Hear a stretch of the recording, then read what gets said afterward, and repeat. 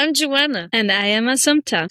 Welcome back to Vocal Hack Podcast, where we explore voice, communication, performance, and all the habits that influence the way we sound and connect with others. And today, we are entering a dangerous territory. Very, very dangerous territory, because today we're talking about one of the most beloved substances on the planet, coffee. Is it the devil for your voice, or is that reputation a little exaggerated? Because if you work with your voice, you've probably heard people say things like, never drink coffee before singing, or coffee destroys your vocal cords. But is that actually true? Or is the relationship between coffee and the voice a bit more nuanced than people think?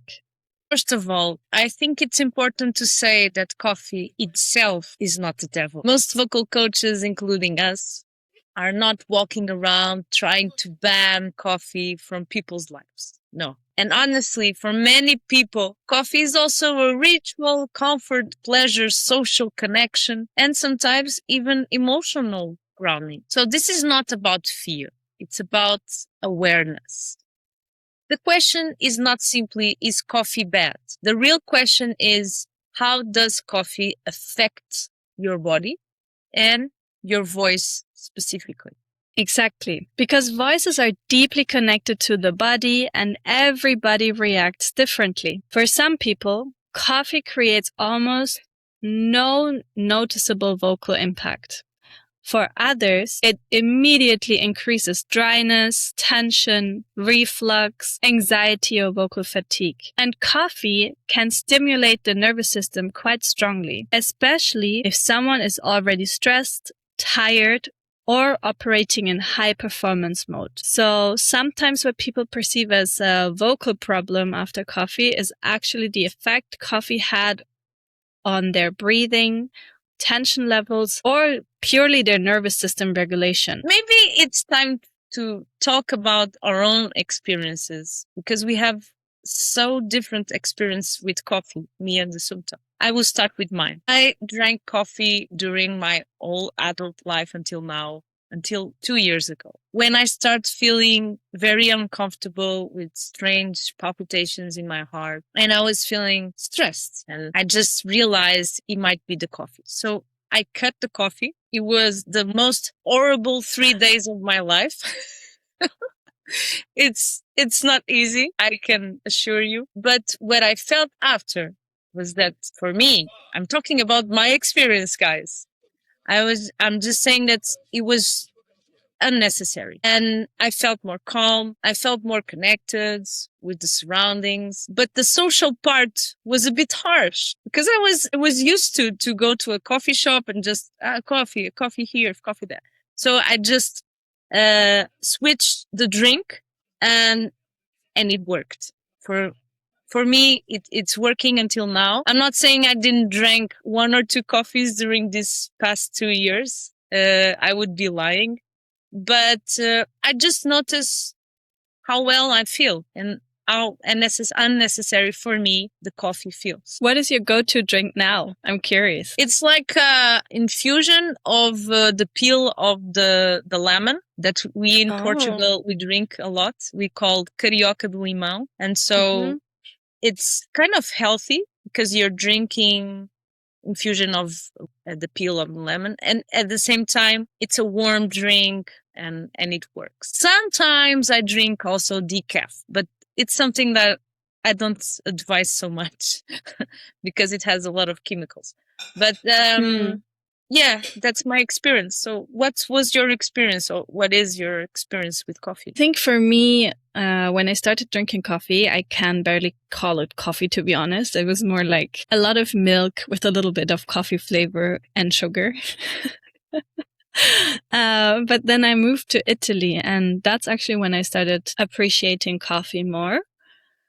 And I've never understood people that have to drink coffee in the morning to actually feel ready and awake and all of these things, because caffeine or coffee never had that effect on me. So I can literally drink a coffee and fall asleep the next minute. I can have coffee at any time of the day and it doesn't make me awake or unsettled or anxious in a sense. I just noticed that I cannot have too much coffee before I feel like I feel sick or it's not doing any good to me anymore. It's more of the amount of coffee rather than if coffee or not. So now I enjoy coffee just from a taste perspective. And I know, for example, I don't like to have coffee on an empty stomach.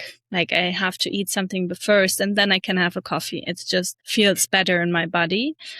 And I never have more than 3 coffees a day because then I also feel like my body doesn't feel good anymore. It's more of a sensation in my stomach than it's in the rest of my body, to be honest. So I know that caffeine, for example, for my system has not as much of an effect in terms of like making me anxious or heart palpitation than it has to other people. And I think it has a lot to do with different factors.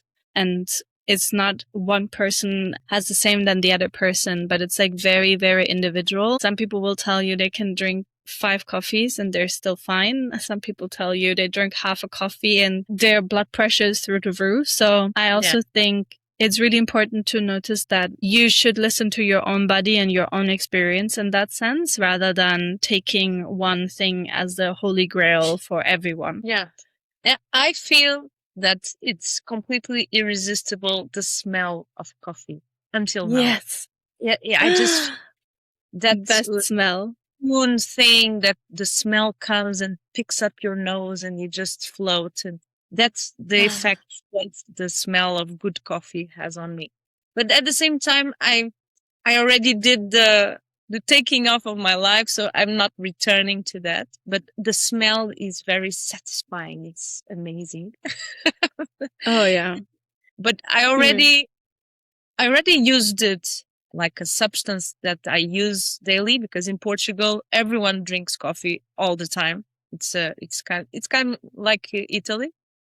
And, and we have like the espressos, very, very short and very strong, which is a cultural thing. And so when I said to my people that, okay, I don't drink coffee anymore, people were kind of surprised, like, how dare you? It's not it's not possible. You're Portuguese. So what are you doing? Yeah.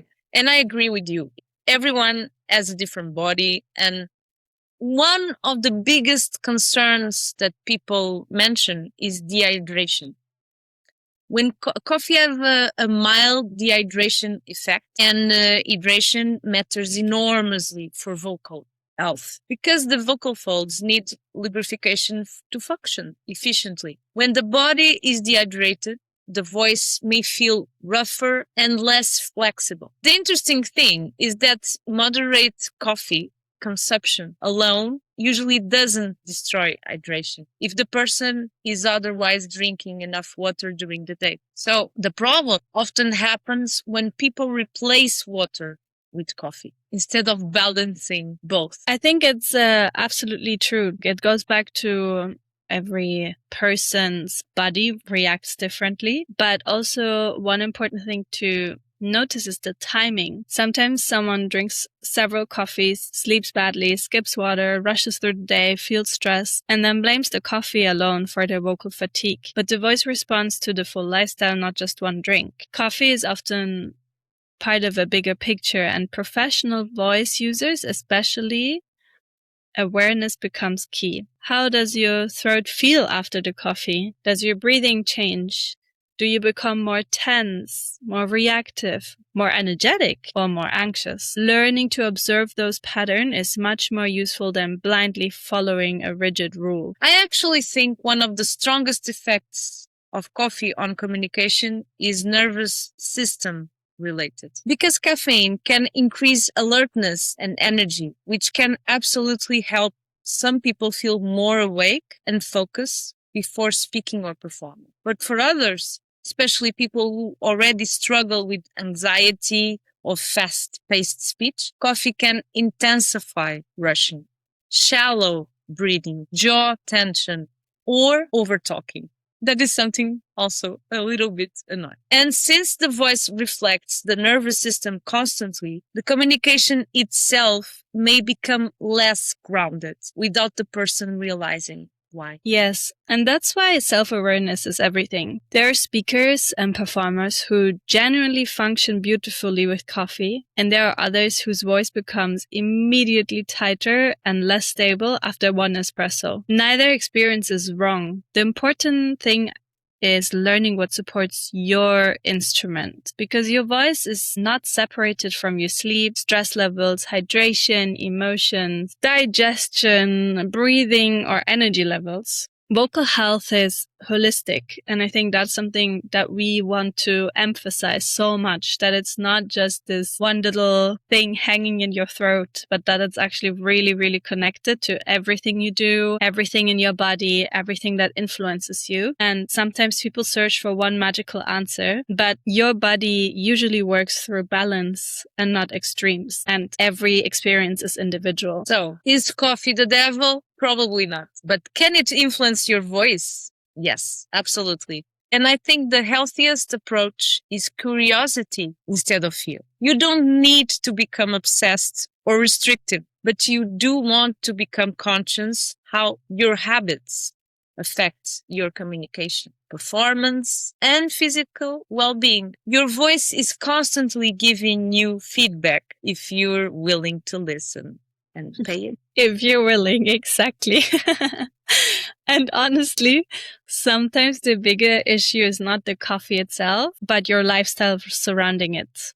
And that's something we're going to talk about very soon. The lack of sleep, the chronic stress, the constant rushing, dehydration, overworking, just a very busy lifestyle. Coffee often becomes the fuel people use to compensate for exhaustion. And eventually, the body and the voice start asking for something deeper than caffeine. Usually rest, breathing, hydration, unplugging, and recovery. Thank you so much for listening to another episode of Vocal Hack Podcast. And now we're very curious. Are you team coffee helps my voice and my body, or team coffee destroys me completely? Or maybe team in the middle. You can also maybe that. Whatever your answer is, we hope this episode helped you become a little bit more aware of the connection between your habits and your voice. We're looking forward to see you again for the next episode of the Vocal Hack Podcast. If you found this helpful, subscribe, follow, and all of these other things that you always should do to make this possible for a really long time following. See you next week. Bye.